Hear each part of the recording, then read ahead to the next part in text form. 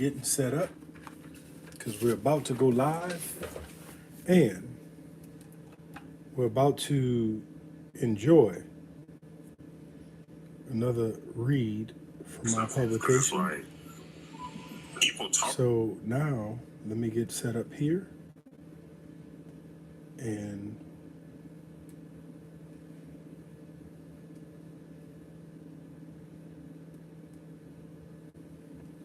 all right. So let's set this up the right way.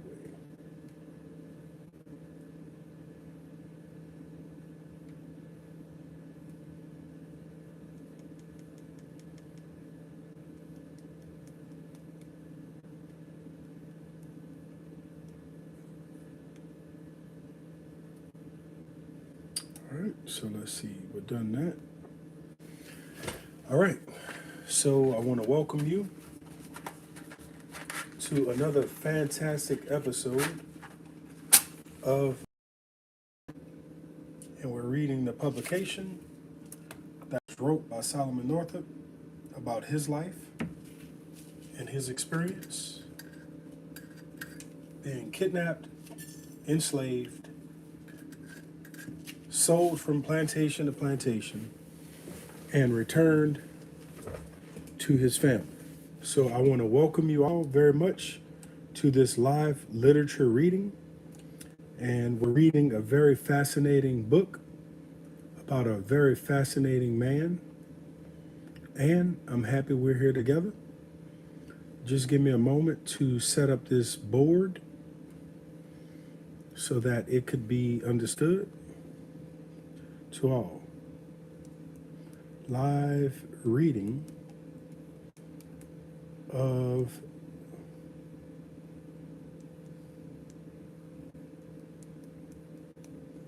Northup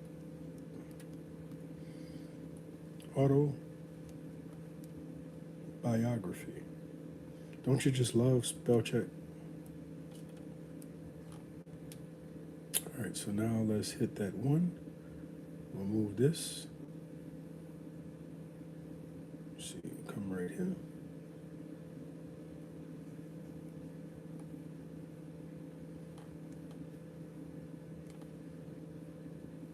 All right, I don't know if this board is going to work.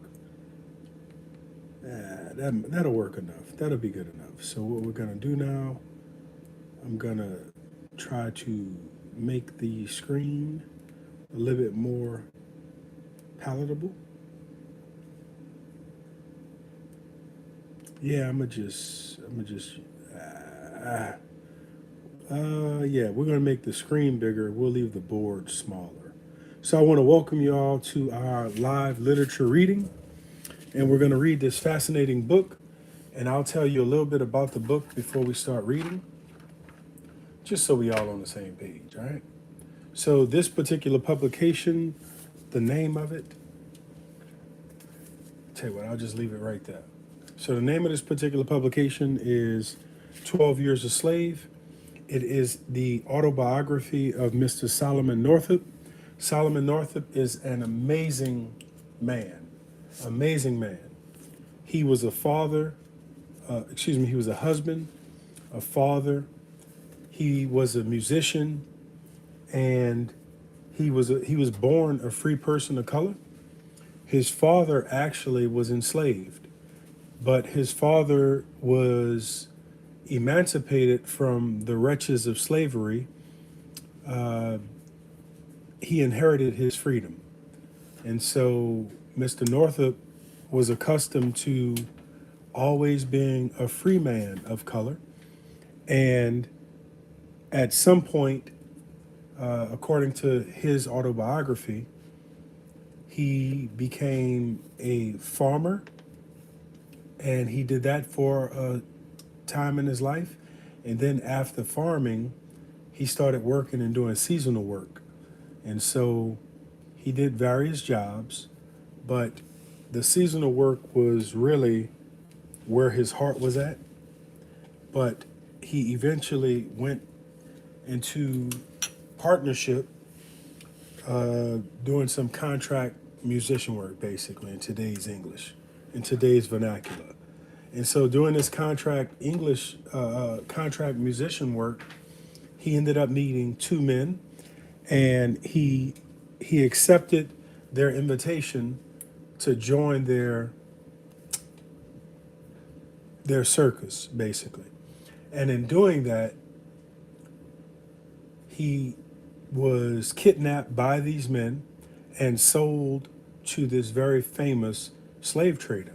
Now, what's so interesting about that is July 4th, 1776, this nation was liberated from the tyranny of Great Britain. But it wasn't until 1865, Juneteenth for some, that they were liberated from the wretches of enslavement. So Solomon Northup is in this slave pen, and this slave pen is within eye view of the nation's capital. Amazing. You can't make this up. So we're going to start reading the publication, and we're on chapter 4. And chapter 1 was just an overview of his life as a child. And I'll read the title. Let's see. Chapter 1 was just an overview of his life, his dad, his mom, and also what he did as far as how he married and places he's been. Now, chapter 2 was some more about the work that him and his wife did, and also him meeting these two men, and then him eventually getting kidnapped. So, chapter 3 is the start of basically him waking up in chains in this slave pen. Now, while he's in this slave pen, he meets a few human beings that are there after he takes the beating of his lifetime. And he was beat so bad and viciously that one of the men who was in cahoots, he told the owner of Mr. Northup, he told him, look, beating him more isn't going to help. You know, he was already lacerated so bad that he broke the paddle on Mr. Northup, and then the whip cut his flesh so bad that it at a certain point it didn't pay to keep hitting him. It would do no good. In other words, it would actually hurt his investment. So, also of import, in chapter 3, towards the end of chapter 3, there's a little kid that Solomon meets, and he's a young boy, maybe 10 years old. His mother gets thrown in the same slave pen, and in this slave pen, the little boy is happy to be reunited with his mother and his half sister. And so his half sister is the byproduct of the slave master and the mother, and in that side of things, right? But the slave master's wife didn't like the young man's mother, and so she was actually sold to the slave master who owned the pen. So the mother's name was Eliza, and she had two kids. She had a little girl, and the little girl's dad was the plantation owner, and the little girl had a brother who was older than her, and the name doesn't come to mind at the moment. I'm gonna get his name. Was it Ray? Ray Williams and the boy. Randall. Randall was the boy. Yep. Randall was the boy, and he was a good kid. So now we're gonna pick up in chapter 4, and we may hear a little bit more about Randall in chapter 4, but I know this is gonna be sad. So Here we go. Let me get lighting right. And just to give you a little context, reading by candlelight is very hard to do, but I think it's the best way to read such a historical, beautiful autobiography as this. And you may be wondering why I'm saying the autobiography is beautiful. And I'm speaking from the standpoint of Mr. Northup was an amazing man. He was amazing in all accounts. And one of the things I love about Mr. Northup was he was a free man. He always he was always able to breathe freedom. And he made a business decision to trust two men. And just to bring you up to speed, so how he was actually kidnapped, he started traveling with these two men. These two men were going to meet up with this big circus. And so he's following these two men to do a little gig. And when he first met the men, he thought that an acquaintance of his told the men about him. And as a result of that, they searched him out.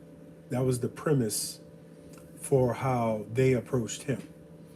And because he was doing seasonal work, his wife was out of town, he figured he could go and make a few dollars and be home before she got back.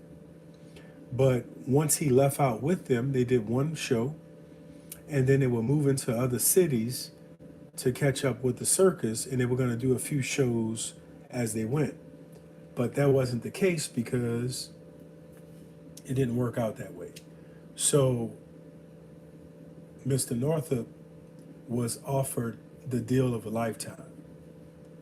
And so he went to the South with them, but they told him get his paperwork straight.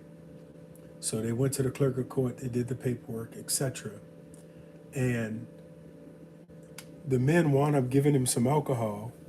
He said he wasn't intoxicated, and I believe him. But he drank some alcohol, and it may have been laced, in my opinion, because he got a bad headache the night after he drank alcohol. And his two business associates rushed him out of the hotel he was staying at with no shoes on and no coat with his paperwork in it. And next thing you know, he wakes up in a slave dungeon right in the city of, well, right by the Capitol in Washington. So let's start with chapter 4 and we'll begin reading. All right, so I want to thank y'all for joining. Thank you so much. This is my favorite book of all time. So I'm gonna drink a little clove tea, just to part, because my throat is a little parched, and I want to get it right. Just keep in mind, I'm not a professional reader, but I appreciate y'all joining and listening, okay? At intervals during the first night of Eliza's incarceration in the pen, she complained bitterly of Jacob Brooks, her young mistress's husband. She declared that he had been aware of the deception he intended to practice upon her. He never would have brought her there alive. They had chosen the opportunity of getting her away when Master Berry was absent from the plantation. He had always been kind to her. She wished that she could see him, but she knew that even he was unable to now rescue her. Then would she commence weeping again, kissing the sleeping children, talking first to one, then to the other, as they lay in their unconscious slumbers with their heads upon her lap? So wore the long night away, and when the morning dawned and the night had come again, still she kept mourning on, and would not be consoled. About midnight following, the cellar door opened, and Birch and Radburn entered, with lanterns in their hands. Birch, with an oath, ordered us to roll up our blankets without delay and get ready to board the boat. He swore we would be left unless we hurried fast. He aroused the children from their slumbers with a rough shake and said, they were sleepy, it appeared. Going out of the yard, he called Clemray, ordering him to leave the loft and come into the cell and bring his blanket with him. When Clem appeared, he placed us side by side and fastened us together with handcuffs. My left hand to his right, John Williams, had been taken out a day or two before, his master having redeemed him greatly to his delight. Clem and I were ordered to march. Eliza and her children were following. We were conducted into the yard, from thence into the covered passage, and up a flight of steps through a slide door into the upper room where I had heard the walking to and fro. Its furniture was a stove, a few old chairs, and a long table covered with papers. It was a whitewashed room without any carpet on the floor. It seemed a sort of office. By one of the windows I remember hung a rusty sword, which attracted my attention. Birch's trunk was there. In obedience to his orders, I took hold of one of those handles with my hand unfettered, while he, taking hold of the other, we proceeded out of the front door into the street in the same order as we had left the cell. It was a dark night. All was quiet. I could see lights or the reflection of them over towards Pennsylvania Avenue. But there was no one, not even a strangler, to be seen. I was almost resolved to attempt to break away. Had I not been handcuffed, the attempt would certainly have been made, whatever consequence might have followed. Radburn was in the rear carrying a large stick and hurrying up the children as fast as the little ones could walk. So we passed, handcuffed and in silence, through the streets of Washington, where we were told rests on the foundation of a man's inalienable right to life, liberty, and the pursuit of happiness. Hail, Columbia, happy land indeed. Reaching the steamboat, we were quickly hustled into a hold among barrels and boxes of freight. A colored servant brought light, the bell rung, and soon the vessel started down the Potomac, carrying us we knew we were not where. The bell tolled as we passed the tomb of Washington. Birch, no doubt, was uncovered, head bowed reverently before the sacred ashes of the man who devoted his illustrious life to the liberty of his country. None of us slept that night but Randall and little Emmy. For the first time, Clemray was wholly overcome. To him, the idea of going south was terrible in the extreme. He was leaving the friends and associates of his youth, everything that was dear and precious to his heart, and all the probability never to return. He and Eliza mingled their tears together, bemoaning their cruel fate. From my own part, difficult as it is, I endeavored to keep up my spirits. I revolved in my mind 100 plans to escape, and fully determined to make the attempt the first desperate chance that offered. I had by this time become satisfied, however, that my true policy was to say nothing further on the subject of my having been born a free man. It would but expose me to maltreatment and diminish the chances of liberation. After sunrise in the morning, we were called up on the deck to breakfast. Birch took our handcuffs off, and we sat down to the table. He asked Eliza if she would take a dram.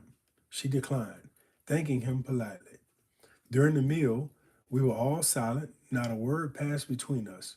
A mulatto woman who served at the table seemed to take interest in our behalf, told us to cheer up and not to be so cast down. Breakfast over, the handcuffs were restored, and Birch ordered us out on the stern deck. We sat down together on some boxes, still saying nothing in Birch's presence. Occasionally, a passenger would walk out to where we were, look at us for a while, then silently return. It was a very pleasant morning. Shh. Shh. Shh. Shh. Shh. Shh. I'm about to make some hot dogs out of these dogs. Pardon me. Might as well drink a little tea.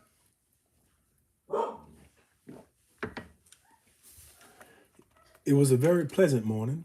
The fields along the river were covered with verdure, far in advance of what I had been accustomed to see at that season of the year. The sun shone out warmly, the birds were singing in the trees, the happy birds, I envied them. I wished for wings like them, that I might cleave the air to where my birdlings waited vainly for their father to come home, in the cooler region of the north. In the forenoon, the steamer reached Aquia Creek. There, the passengers took stages, Birch and his 5 slaves occupying one exclusively. He laughed with the children, and at the one stopping place, went so far as to purchase them a piece of gingerbread. He told me to hold up my head and look smart, that I might perhaps get a good master if I behaved myself. I made no reply to him. His face was hateful to me, and I could not bear to look upon it. I sat in a corner, cherishing in my heart the hope, not yet extinct, of someday meeting the tyrant on the soil of my native state. At Fredericksburg, we were transferred from the stagecoach to a car, and before dark arrived in Richmond, the chief city of Virginia. At this city, we were taken from the cars and driven through the street to a slave pen between the railroad depot and the river kept by Mr. Gooden. This pen is similar to Williams in Washington, except it is somewhat larger, and besides, there were 2 small houses standing opposite corners within the yard. These houses are usually found within slave yards, being used as rooms for the examination of human chattels by purchasers before concluding the bargain. Unsoundness in a slave, as well as in a horse, detracts materially from its value. If no warranty is given, a close examination is a matter of particular importance to the Negro jockey. We were met at the door of Gooden's yard by the gentleman himself, a short, fat man with a round, plump face, black hair and whiskers, and a complexion almost as dark as some of his own Negroes. He had a hard, stern look and was perhaps about 50 years of age. Birch and he met with great cordiality. They were evidently old friends, shaking each other's warmly by the hand. Birch remarked he had brought some company, inquired at what time the brig would leave, and was answered that it would probably leave the next day at such an hour. Gooden then returned to me, took hold of my arm, turned me partly round, looked at me sharply with an air of one who considered himself a good judge of property, and as if estimating in his own mind about how much I was worth. Well, boy, where did you come from? Forgetting myself for a moment, I answered, from New York. New York? What have you been doing up there? Was his astonished interrogatory. Observing Birch at this moment, looking at me with an angry expression that conveyed a meaning it was not difficult to understand, I immediately said, "Oh, I have only been up that way a piece," in a manner intended to imply that although I might have been as far as New York, yet I wished it distinctly understood that I did not belong to that free state, nor to any other. Gooden then turned to Clem, and then Eliza, and the children, examining them severely and asking various questions. He was pleased with Emily, as was everyone who saw the child's sweet countenance. She was not as tidy as when I first beheld her. Her hair was now somewhat disheveled, but through its unkempt and soft profusions, there still beamed a little face of most surpassing loveliness. Altogether, we were a fair lot, a devilish good lot, he said, enforcing that opinion with more than one emphatic adjective not found in the Christian vocabulary. Thereupon, we passed into the yard. Quite a number of slaves, as many as 30, I should say, were moving about and sitting on the benches under the shed. They were all cleanly dressed, the men with hats, the women with handkerchiefs tied about their heads. Birch and Gooden, after separating from us, walked up the steps at the back part of the main building and sat down upon the door sill. They entered into conversation, but the subject of it I could not hear. Presently, Birch came down into the yard, unfettered me, and led me into one of the small houses. You told that man you came from New York, said he. I replied, I told him I had been up as far as New York, to be sure, but did not tell him I belonged there, nor that I was a free man. I meant no harm at all, Master Birch. I would not have said it had I thought it. He looked at me a moment as if he was ready to devour me, then turning round, went out. In a few minutes, he returned. If ever I hear you say a word about New York or about your freedom, I will beat you, I will kill you. You may rely on that. He ejaculated fiercely. I doubt not he understood then, better than I, the danger and the penalty of selling a free man into slavery. He felt the necessity of closing my mouth against the crime he knew he was committing. Of course, my life would not have weighed a feather in any emergency requiring such a sacrifice. Undoubtedly, he meant precisely what he said. Under the shed on one side of the yard, there was constructed a rough table, white overhead, while sleeping lofts, the same as in the pen at Washington. After partaking this table of our supper of pork and bread, I was handcuffed to a large yellow man, quite stout and fleshly, with a countenance expressive of the utmost melancholy. He was a man of intelligence and information. Chained together, it was not long before we became acquainted with each other's history. His name was Robert. Like myself, he had been born free and had a wife and two children in Cincinnati. He said he had come south with two men who hired him in the city of his residence. Without free papers, he had been seized at Fredericksburg, placed in confinement, and beaten until he had learned, as I had, the necessity and the policy of silence. He had been in Gooden's pen about 3 weeks. To this man I became much attached. We could sympathize with and understand each other. It was with tears and a heavy heart, not many days subsequently, that I saw him die, and looked for the last time upon his lifeless form. Robert and myself, with Clem, Eliza, and her children, slept that night upon our blankets in one of the small houses in the yard. There were four others, all from the same plantation. We had been sold, and we were now on our way south, who also occupied it with us. David and his wife, Caroline, both mulattoes, were exceedingly affected. They dreaded the thought of being put into the cane and cotton fields, but their great source of anxiety was the apprehension of being separated. Mary, a tall, lithe girl of a most jetty black, was listless and apparently indifferent. Like many in her class, she scarcely knew there was such a word as freedom. Brought up in the ignorance of a brute, she possessed but little more than a brute's intelligence. She was one of those, and there are very many, who fear nothing but their master's lash, and know no further duty than to obey his voice. The other was Leith. She was of an entirely different character. She had long, straight hair, and bore more than appearance of an Indian than a Negro woman. She had sharp and spiteful eyes, and continually gave utterance to the language of hatred and revenge. Her husband had been sold. She knew not where she was. An exchange of masters, she was sure, could not be for the worse.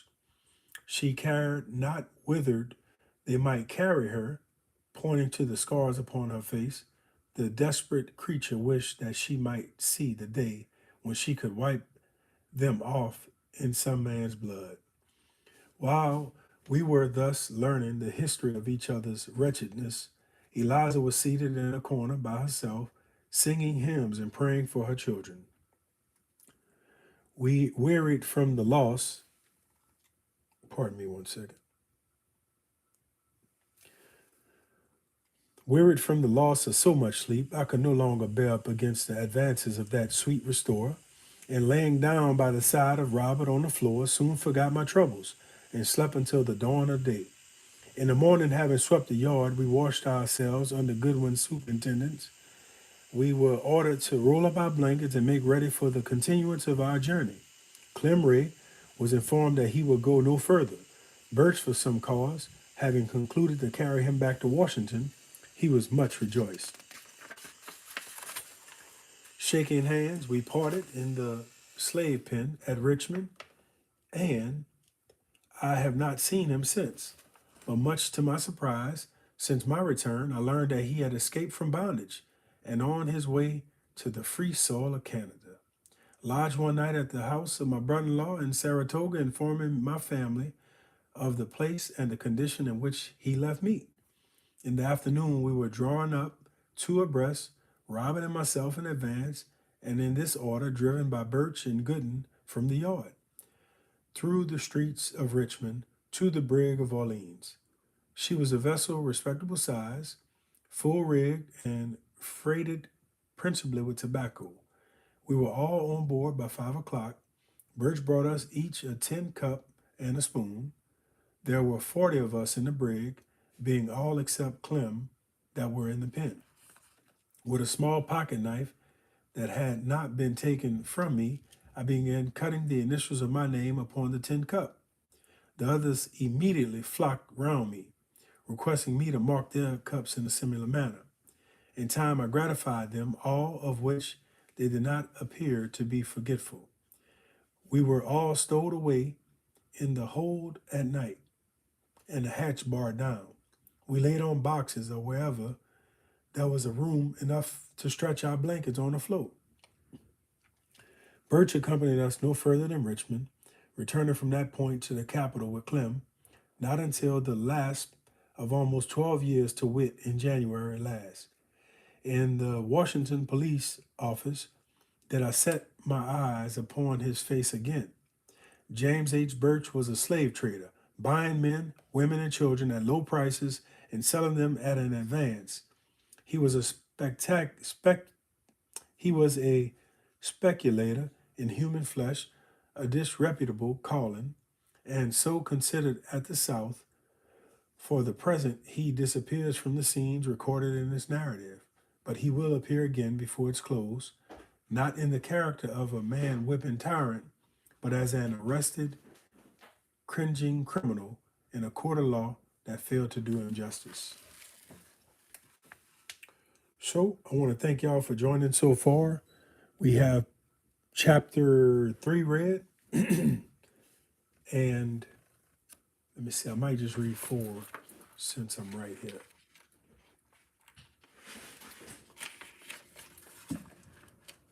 Yeah, let me read 4 because I don't want to. Yeah, okay, let me just read 4. All right, it's only 9 pages. After we were all on board, the brig Orleans proceeded down James River. Passing into Chesapeake Bay, we arrived next day opposite the city of Norfolk. While lying at anchor, a lighter approached us from the town, bringing 4 more slaves. Frederick, a boy of 18, had been born a slave, and also had Henry, who was some years older. They had both been house servants in the city. Maria was a rather genteel-looking colored girl with a faultless form, but ignorant and extremely vain. The idea of going to New Orleans was pleasing to her. She entertained an extravagantly high opinion of her own attractions. Assuming a haughty mien, she declared to her companions that immediately on our arrival in New Orleans, she had no doubt some wealthy single gentleman of good taste would purchase her at once. But the most prominent of the 4 was a man named Arthur. As the lighter approached, he struggled stoutly with his keepers. It was with main force that he was dragged aboard the brig. He protested in a loud voice against the treatment he was receiving and demanded to be released. His face was swollen and covered with wounds and bruises, and indeed one side of it was a complete raw sore. He was forced with all haste down the hatchway into the hold. I caught an outline of his story as he was borne struggling along. of which he afterwards gave me a more full relation. And it was as follows. He had long resided in the city of Norfolk and was a free man. He had a family living there and was a mason by trade. Having been unusually detained, he was returning late one night to his house in the suburbs of the city when he was attacked by a gang of persons in an unfrequented street. He fought until his strength failed. Overpowered at last, he was gagged and bound with ropes and beaten until he became insensible. For several days, they secreted him in the slave pen at Norfolk, a very common establishment, it appears, in the cities of the South. The night before, he had been taken out and put on board the lighter, which, pushing out from shore, he awaited our arrival. For some time, he continued with his protestations and was altogether irreconcilable. At length, however, he became silent. He sank into a gloomy and thoughtful mood and appeared to be counseling with himself. There was in the man's determined face something that suggested the thought of desperation. After leaving Norfolk, the handcuffs were taken off, and during the day we were allowed to remain on deck. The captain selected Robert as his waiter, and I was appointed to superintend the cooking department and the distribution of food and water. I had 3 assistants, Jim, Cuffy, and Jenny. Jenny's business was to prepare the coffee, which consisted of cornmeal scorched in a kettle, boiled and sweetened with molasses. Jim and Cuffy baked the hoe cake and boiled the bacon.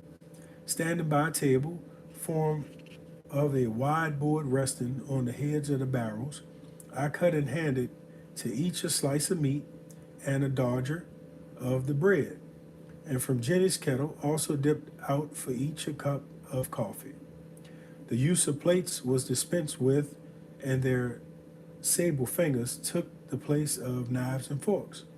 Jim and Cuffy were very demure and attentive to business, somewhat inflated with their situations as second cooks, and without a doubt, feeling that there was a great responsibility resting on them, I was called steward, a name given me by the captain.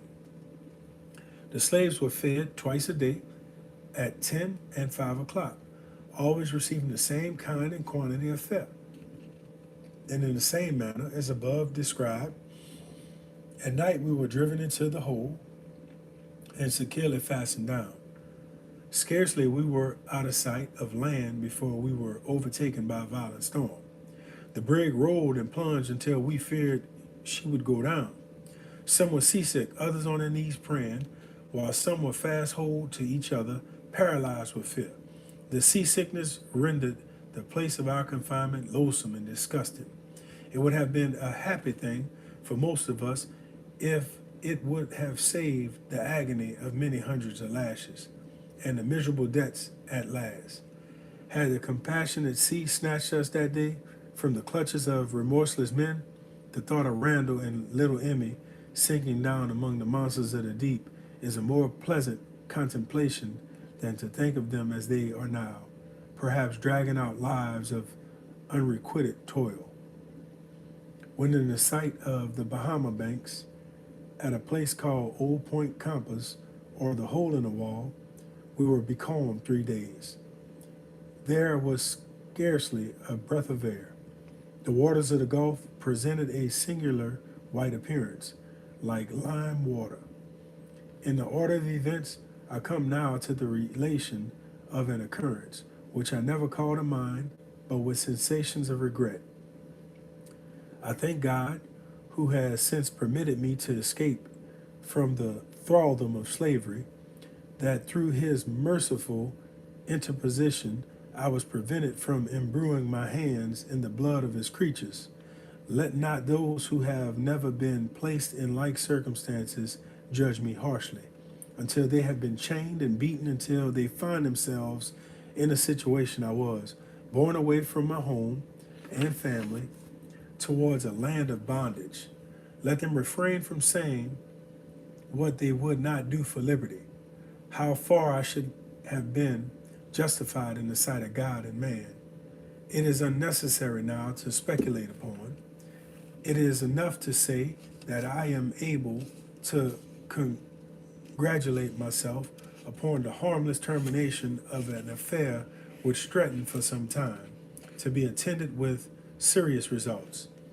Towards evening, on the first day of the calm, Arthur and myself were in the bow of the vessel, seated on the windlass. We were conversing together of the probable destiny that awaited us, and mourning together over our misfortunes. Arthur said, and I agree with him, that death was far less terrible than the living prospect that was before us. For a long time we talked of our children, our past lives, and of the probabilities of escape. Obtaining possession of the brig was suggested by one of us. We discussed the possibility of our being able in such an event to make our way to the harbor of New York. I knew little of the compass, but the idea of risking the experiment was eagerly entertained. The chances for us against us in an encounter with the crew was canvassed. Who could be relied on and who could not? The proper time and manner of the attack were all talked over and over again. From the moment the plot suggested itself, I began to hope. I revolved it constantly in my mind as difficulty after difficulty arose. Some ready conceded was at hand, demonstrated how it could be overcome, while others slept. Arthur and I were maturing our plans, at length, with much caution. Robert was gradually made acquainted with our intentions. He approved of them at once, and entered into our conspiracy with a zealous spirit. There was not another slave we dared to trust. Brought up in fear and ignorance as they are, it can scarcely be convinced how servilely they will cringe before a white man's look. It was not safe to deposit so bold a secret with any of them. And finally, we three resolved to take upon ourselves alone the fearful responsibility of the attempt. At night, as has been said, we were driven into the hold and our hatch barred down. How to reach the deck was the first difficulty that presented itself. On the bow of the brig, however, I had observed a small boat lying bottom upwards. It occurred to me that by secreting ourselves underneath, it would not be missed from the crowd as they were hurried down into the hold at night. I was selected to make the experiment in order to satisfy ourselves of its feasibility. The next evening, accordingly, after supper, watching my opportunity, I hastily concealed myself beneath it. Lying up close upon the deck, I could see what was going on around me while wholly unperceived myself. In the morning, as they came up, I slipped from my hiding place without being observed. The result was entirely satisfactory. The captain and mate slept in the cabin of the former, from Robert, who had frequent occasions in his capacity of waiter to make observations in that quarter. We ascertained the exact position of their respective berths. He further informed us that there were always 2 pistols and a cutlass lying on the table. The crew's cook slept in the cook galley on deck, a sort of vehicle on wheels that could be moved about as convenience required, while the sailors, numbering only 6, either slept in the forecastle or in the hammock swings among the rigging. Finally, our arrangements were all completed. Arthur and I were to steal silently to the captain's cabin, seize the pistols and the cutlass, and as quickly as possible dispatch him and the mate, Robert, with a club. Was to stand by the door leading from the deck down into the cabin, and in this case of necessity beat back the sailors until we could hurry to his assistance. We were to precede them, and circumstances might require, should the attack be so sudden and successful as to prevent resistance, the hatch was to remain barred down. Otherwise, the slaves would be called up, and in the crowd and hurry and confusion of the time, we resolved to regain our liberty or lose our lives. I was then to assume the unaccustomed place of pilot, and steering northward, we trusted that some lucky wind might bear us to soil of freedom. The mate's name was Biddy. The captain's I cannot now recall, though I rarely ever forget a name once heard. The captain was a small, genteel man, erect and prompt, with a proud bearing, and looked the personification of courage. If he is still living, and these pages should chance to meet his eye, he will learn a fact connected with the voyage of the brig from Richmond to New Orleans in 1841, not entered on his log book. We were all prepared and impatiently awaiting an opportunity of putting our designs into execution. When they were frustrated by a sad and unforeseen event, Robert was taken ill. It was soon announced that he had the smallpox.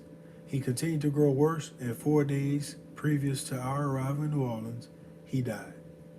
One of the sailors sewed him in his blanket with a large stone from the ballast at his feet, and then laying him on the hatchway and elevating it with tackles above the railing, the inanimate body of poor Robert was consigned to the white waters of the Gulf. We were all panic stricken by the appearance of a small pox. The captain ordered lime to be scattered throughout the hold and other prudent precautions to be taken. The death of Robert, however, and the presence of the malady oppressed me sadly, and I gazed out over the great waste of water with a spirit that was indeed disconsolate. An evening or two after Robert's burial, I was leaning on the hatchway near the forecastle, full of despondent thoughts, when a sailor in a kind voice asked me why I was so downhearted. The tone and manner of the man assured me, and I answered, because I was a free man, and I had been kidnapped. He remarked that it was enough to make any one downhearted, and continued to interrogate me until he learned the particulars of my whole history. He was evidently much interested in my behalf, and in the blunt speech of a sailor, swore he would aid me all he could if it split his timbers. I requested him to furnish me pen, ink, and paper in order that I might write to some of my dear friends. He promised to attain them, but how I could not use them undiscovered was a difficulty. If I could only get into the forecastle while his watch was off and the other sailors asleep, this thing could be accomplished. The small boat instantly occurred to me. He thought we were not far from Belize, at the mouth of the Mississippi, and it was necessary that the letter be written soon, or the opportunity would be lost. Accordingly, by arrangement, I managed the next night to secret myself again under the long boat. His watch was off at 12. I saw him pass into forecastle, and in about an hour followed him.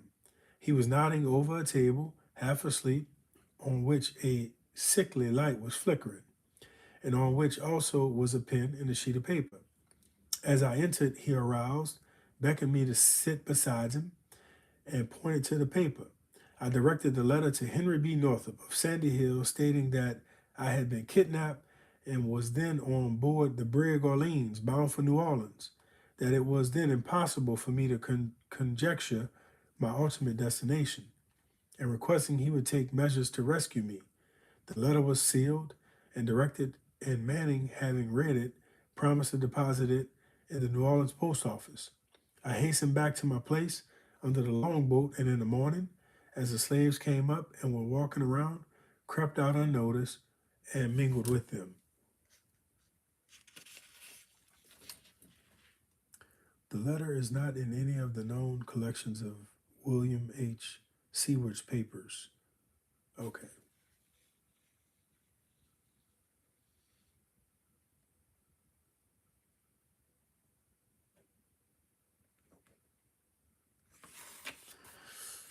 My good friend, whose name was John Manning, was an Englishman by birth and a noble-hearted, generous sailor as ever walked the deck. He had lived in Boston, was a tall, well-built man, about 24 years old, and with a face somewhat pockmarked but full of benevolent expressions. Nothing to vary the monotony of our daily life occurred until we reached New Orleans. Get a little drink of this tea.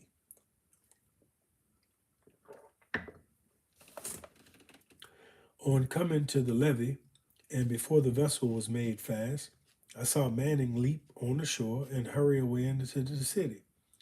As he started off, he looked back over his shoulder, significantly giving me to understand the object of his errand. Presently, he returned and, passing close by me, hunched me with his elbow, with a peculiar wink, as much as to say, "It's all right." The letter, as I have learned, reached Sandy Hill. Mr. Northup visited Albany and laid it before Governor Seward, but inasmuch as it gave no definite information as to my probable location, it was not at all at that time deemed advisable to institute measures for my liberation. It was concluded to delay, trusting that a knowledge of where I was might eventually be obtained. A happy and touching scene was witnessed immediately upon our reaching the levee. Just as Manning left the brig on the way to the post office, two men came up and called aloud for Arthur. The latter, as he recognized them, was almost crazy with delight. He could hardly be restrained for leaping over the brig's side, and when they met soon after, he grasped them by the hand and clung to them with a long, long time. They were men from Norfolk who had come to New Orleans to rescue him. His kidnappers, they informed him, had been arrested and were then confined in the Norfolk prison. They conversed a few moments with the captain and then departed with the rejoicing Arthur. But in all the crowd that thronged the wharf, there was no one who knew or cared for me. Not one. No familiar voice greeted my ears, nor was there a single face that I had ever seen. Soon Arthur would rejoin his family and have the satisfaction of seeing his wrongs avenged. My family, alas, should I ever see them more? There was a feeling of utter desolation in my heart, filling it with despair and regretful sense that I had not gone down with Robert to the bottom of the sea. Very soon traders and consignees came on board. One, a tall, thin-faced man with light complexion and a little bent, made his appearance with a paper in his hand. Birch's gang, consisting of myself, Eliza and her children, Harry, Let, and some others, who had joined us at Richmond, were consigned to him. This gentleman was Mr. Theophilus Freeman. Reading from his paper, he called, "Platt!" No one answered. The name was called again and again, but still there was no reply.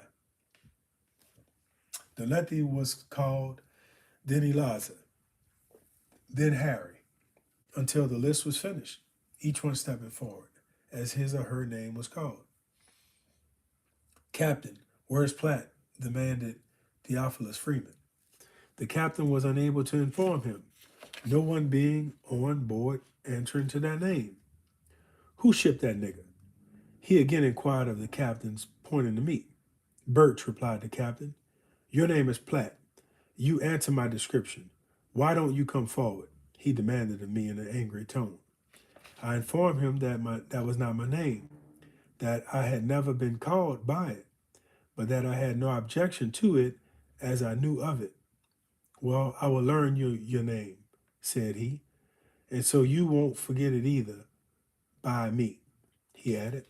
Mr. Theophilus Freeman, by the way, was not a whit behind his partner, Birch, in the matter of blasphemy. On a vessel I had gone by the name Stewart, and this was the first time I had ever been designated as Platt, the name forwarded by Birch to his consignee. From the vessel I observed the chain gang at work on the levee. We passed near them as we were driven to Freeman's slave pen. This pen is very similar to Gooden's in Richmond, except the yard was enclosed by plank standing upright, with ends sharpened instead of brick walls. Including us, there were now at least 50 in this pen.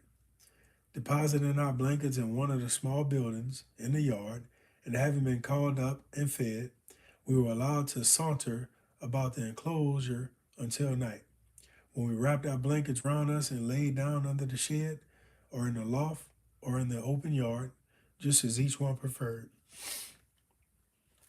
It was but a short time I closed my eyes that night. Thought was busy in my brain. Could it be possible that I was thousands of miles from home and that I had been driven through the streets like a dumb beast, that I had been chained and beaten without any mercy, that I was even herded with a drove of slaves, a slave myself? Were the events of the last few weeks realities indeed, or was I passing only through the dismal phases of a long protracted dream? It was no illusion. My cup of sorrow was full to overflowing. Then I lifted up my hands to God, and in the still watches of the night, surrounded by the sleeping forms of my companions, begged for mercy on the poor, forsaken captive. To the Almighty Father of us all, the freeman and the slave, I poured forth the supplications of a broken spirit, imploring strength from on high to bear up against the burden of my troubles until the morning light aroused the slumberers, ushering into another day of bondage. So that is chapter 4, and I'm going to stop there. We'll do chapter 5 tomorrow, but I really don't want to put the book down, but I have to put it down. But I'll give you a little commentary. So we're reading 12 Years a Slave. It's the autobiography of Mr. Solomon Northup. And this man is an amazing man. And he had the life of a free man. He was born free. He lived free. And in a business deal that went wrong, he was bean-boozled, kidnapped, and then sold into slavery. So he just made it to New Orleans from New York City, where he was born. Um, he just made it from Washington, D.C., where the capital was. There was a slave pen called Williams Slave Pen. So he was put on a boat, and they now made it from Washington, D.C. to the city of New Orleans. Now, what's interesting, I'm about to go take a ride, and I'm going into the city of New Orleans tonight. It's 10:30 Central Standard Time Zone, and the book that I'm reading, 12 Years a Slave, the autobiography of Solomon Northup, we have a historical marker in the city of New Orleans that talks about this man because he did come through New Orleans. He lived in Louisiana in various parts. His name was changed frequently, and so his birth name was Solomon, but he was given the name Stewart when he was on a boat, and now he is given the name Platt. And that is really common. A lot of enslaved folk, their name was changed constantly because their new owner, even though illegal, would call them by a different name. So he's experiencing the highs and the lows of being enslaved, but having a history of being a free man. And I can only imagine how defeated it was to have someone on a ship with you, and when you get to New Orleans, it's found out that they're free now. In other words, they're about to be justice is about to be met. So it had to deflate him. But this man is extraordinary. And that's why I can honestly say in 2025, I love him. What a man. I have no recollection of what I would do being a free man and now being enslaved in shackles, being whooped and beaten, being dehumanized. And all he can think of is his wife at home, his mom, his dad, his young son, his daughter, and what life is going on like for them. So, this is an amazing book. And one of the reasons I love Mr. Northup so much is because he never lost hope and he never lost his love as a man. And as horrible as slavery was for him, it never broke him. You gotta love him. You gotta love him. So after he was rescued, someone approached him about writing his story. And that's how we have such a vivid masterpiece, a real life masterpiece as this publication. I know some of you may have watched the movie, excuse me, but the book is more accurate than the movie. And so I can't wait till we get to the part of the book where you get to meet this extraordinary woman. And I've said this before, but the woman, her name was Fanny. Her name was Fanny. And Fanny was not a strong woman, but Fanny was required to pick 500 pounds of cotton every day. So the next time you take the little cotton wad out of the makeup bag or out of the Advil bottle, she had to pick 500 pounds of that every day. Every day. Every day. And Fanny was a special woman. So I did read this book a few years ago. I don't even like calling it a book.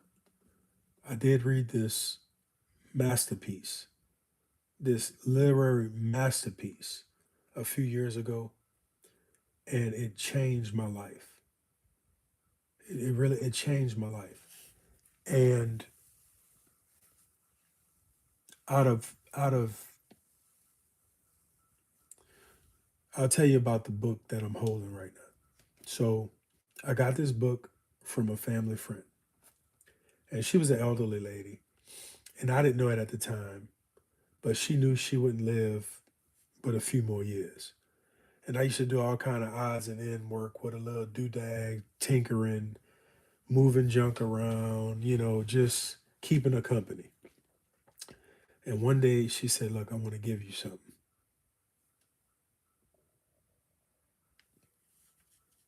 And she gave me this book. And she said, "I want you to read this book." I don't know when she got it, but she gave me this book. Now, let me show you something about this book that makes me mad. All right. So you can't see it, but the price of this book is $6.98. And if you're in Canada, $7.98. How you like that? This is someone's real life, and it's $6.98. That makes me sick. However, I'm thankful that at the time this book was purchased, it didn't break the bank. But this is all I have other than memories of the lady because she's deceased now. But let me read you the inside cover because I neglected to do that at the onset.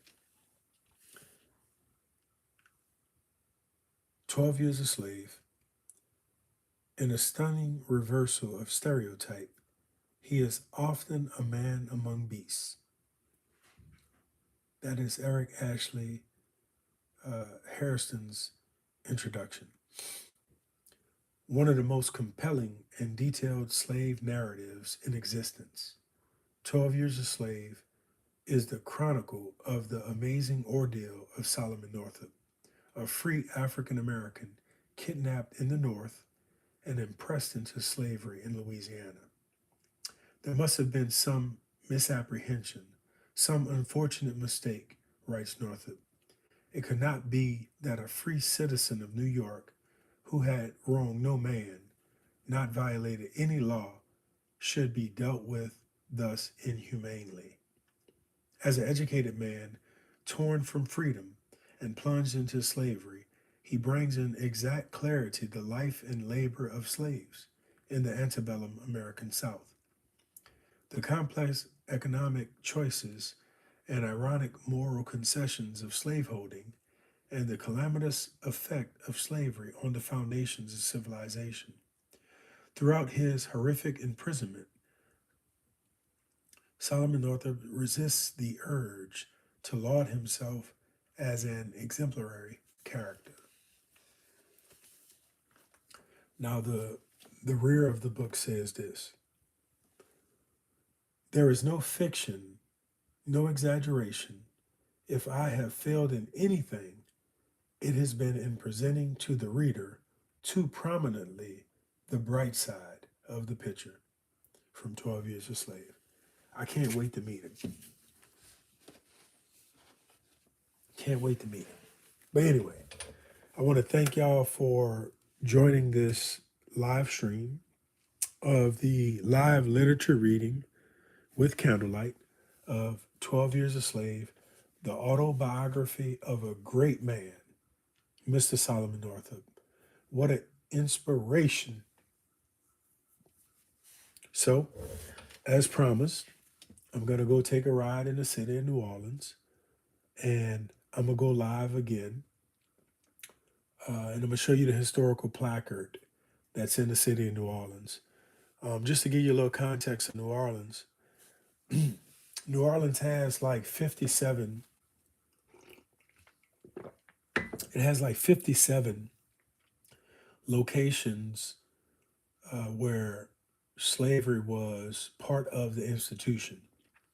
So in Virginia, on the tobacco plantations, in 1618, the first group of enslaved humans were kidnapped and human trafficked from the continent of Africa and shipped over to Virginia to work the tobacco plantations.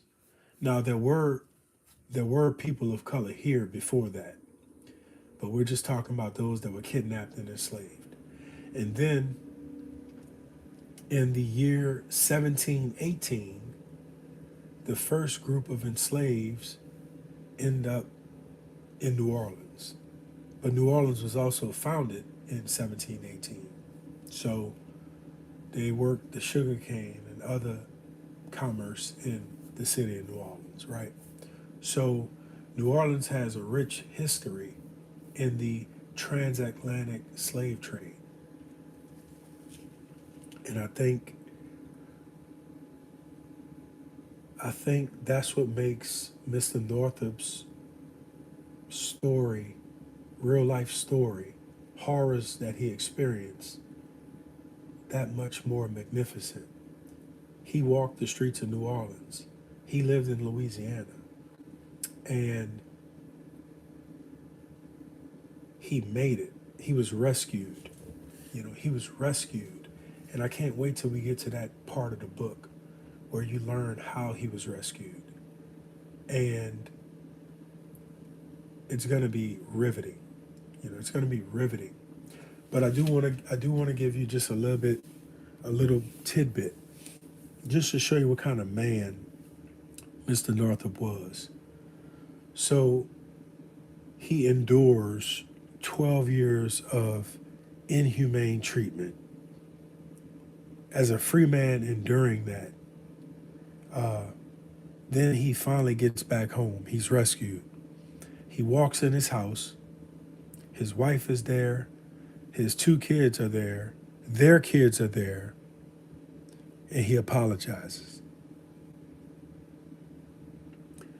He apologizes to them for being gone for 12 years, for not being there. What a man. So, like I said, I want to thank y'all for supporting this. And I want y'all to know, so we're going to read again tomorrow. And we may do a few chapters tomorrow because I really don't want to put the book down. It's such a powerful book. And Mr. Northup said it, that if anything, he looked at the bright side too much. And I think that is so remarkable for a man who has endured this to speak of the bright side. So thank y'all so much. Appreciate y'all all. And I'm going to see y'all soon. But remember this. Y'all come back now, you hear?